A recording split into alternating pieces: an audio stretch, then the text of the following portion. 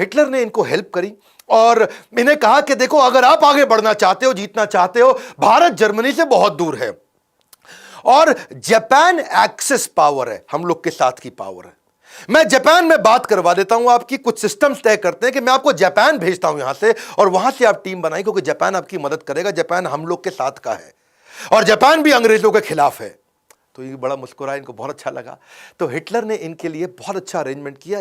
आप समझ सकते हैं, बाकी लोग भारत में ज़्यादा पढ़े लिखे नहीं थे, लेकिन ये दुनिया भर में इंटरनेशनल अलायंसेस बिल्ड कर रहे थे। अंग्रेजों को भी पता लग गया अब तक कि ये इस समय जर्मनी में है और वहां से इन्होंने पूरी तैयारी करी। इनको हिटलर ने अपनी एक प्राइवेट बड़ी पनडुब्बी दी, जिसमें इन्होंने जो जर्मनी की नौसेना की बड़ी पनडुब्बी थी और उसमें 90 दिन लगने थे। वो जहां पानी के ऊपर, पानी के नीचे सब तरह से ट्रैवल कर सकती थी। उससे इन्होंने इनको सुमात्रा द्वीप में भेजा, जो आजकल इंडोनेशिया का आइलैंड है, उसको जापान ने जीता हुआ था और जापानी सेना के कब्जे में था। ये वहां पहुंचे, हिटलर की मदद से पहुंचे, हिटलर के कारण पहुंचे।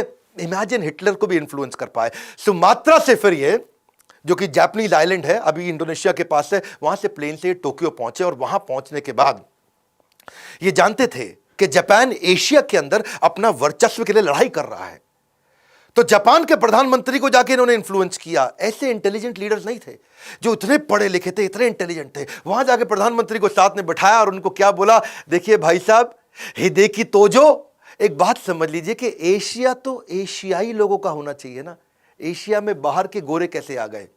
वो बड़ा मुस्कुराए, क्या जबरदस्त आदमी है, बात तो ठीक कह रहा भाई, एशिया तो एशियाई का होना चाहिए। तो हिदेकी को ये बात अच्छी लगी। फिर उन्होंने कहा कि भाई, आपके भगवान बुद्ध है और हमारे यहाँ भी तो भगवान बुद्ध ही हैं, हमारे लिए कितने पूजनीय है, उस लिहाज से तो हम भाई भाई हो गए। और वो बड़ा इंप्रेस हुए जापानी प्रधानमंत्री। उन्होंने जाके पार्लियामेंट में अनाउंस कर दिया कि हम सुभाष चंद्र बोस को पूरी मदद करने को तैयार है। भारत की आजादी की लड़ाई में जापान उनके साथ में। सुभाष चंद्र बोस जानते थे कि इनका इस समय सिंगापुर के साथ झगड़ा चल रहा है, सिंगापुर में अटैक कर रहे हैं और सुभाष चंद्र बोस को मालूम था कि अंग्रेजों की सेना सिंगापुर में थी।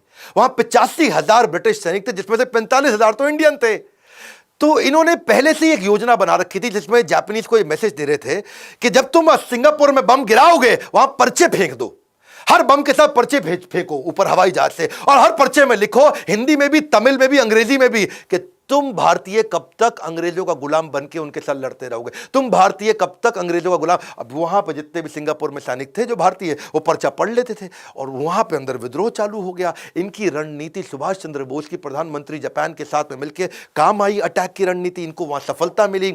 और अब इमेजिन करिए, जापानीज प्राइम मिनिस्टर तक को इन्फ्लुएंस कर दिया, उनको तक एक योजना समझा दी सिंगापुर पर अटैक करके। सिंगापुर अपना, अब सिंगापुर जापान का हो गया था।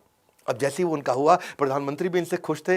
तो वहां जो 45,000 ब्रिटिश आर्मी के अंदर इंडियन सैनिक थे, उनको जापानीज ने इनको वापस कर दिया, सुभाष चंद्र बोस को, और वहां से तैयार हुई पूरी आर्मी। रास बिहारी बोस जो वहीं पे इंडियन लोगों को तैयार किया करते थे, उनके माध्यम से नेताजी सुभाष चंद्र बोस को सौंप दिया गया और अब तैयार हो गई आजाद हिंद फौज।